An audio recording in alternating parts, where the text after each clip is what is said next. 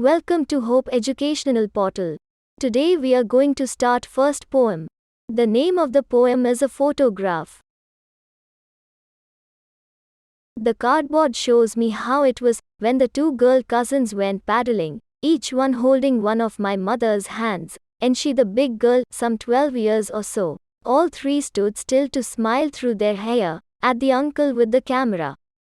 A sweet face, my mother's, that was before I was born, and the sea, which appears to have changed less, washed their terribly transient feet. इसकी शुरुआत कवयित्री की अपनी माँ की तस्वीर के साथ होती है जो कार्डबोर्ड बॉक्स में होती है जिसकी संभवतः कुछ समय से देखभाल नहीं की गई होती है।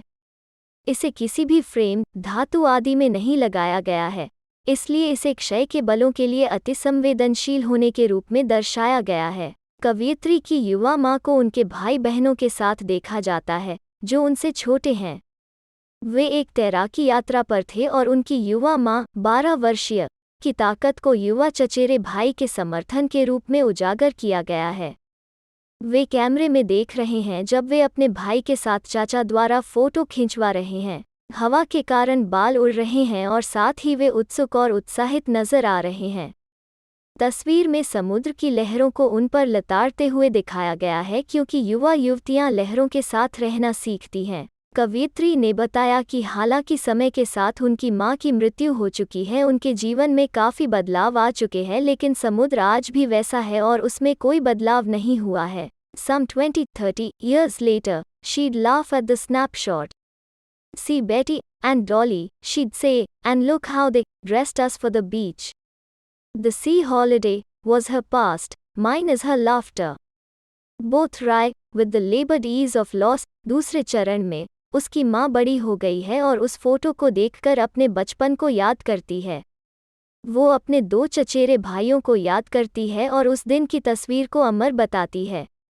वो उसके और उसके चचेरे भाई के कपड़ों का मजाक उड़ाती है। लाइनों में दुहक का स्वर होता है क्योंकि माँ का जीवन बिल्कुल बदल गया है और बचपन जितना सुखी नहीं रहा है।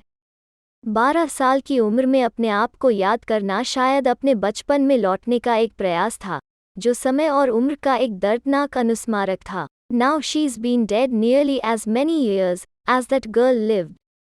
And of this circumstance, there is nothing to say at all. It's silence silences. तीसरे चरण में बेटी अपनी माँ को याद कर रही है क्योंकि वो पहले मर चुकी है।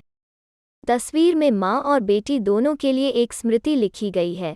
जब माँ के हमेशा के लिए चले जाने के बाद भी फोटोग्राफ ने उन्हें एक साथ जोड़ा। वो अपनी माँ की हंसी को देखते हुए बहुत कुछ समझती है, जैसे समुद्र वाली फोटो माँ का अतीत है और माँ की हंसी कवयित्री का अतीत है। कवयित्री ने इस बात पर और ध्यान दिया कि उसकी माँ के अंतिम विदाई के बाद का समय उसकी तस्वीर में उसकी उम्र के बराबर है, यानी 12 साल, बस एक संयोग या जीवन और मृत्यु की विस्तृत विडंबना है। माँ और बेटी दोनों ने अंततः परिवर्तन को स्वीकार करना और अपनी यादों के साथ शांति बनाना सीखा, भले ही वे उन्हें सुखद क्षणों, दुहक आदि समय को याद दिलाते हों। भले ही मृत्यु या अंत चीज़ों को शांत और खाली कर देता है, लेकिन कवयित्री ने अपनी माँ की मृत्यु को जोर से और उत्तेजक मानते हुए अपनी भावनाओं को एक श्रद्धांजलि और कविता के रूप में सामने रखा। इसलिए भले ही मौत सब कुछ खत्म कर दे, लेकिन उसकी माँ की मौत ने उसमें एक नई प्रतिक्रिया पैदा कर दी। अंत में, हालांकि उनकी मृत्यु हो जाती है। यह लेख आपको कैसा लगा? नीचे कमेंट देकर हमें बताइए। हमारे चैनल होप एजुकेशन पोर्टल को सब्सक्राइब करें। हमारे नए वीडियो की तत्काल सूचना के लिए घंटी के आइकन पर क्लिक करें।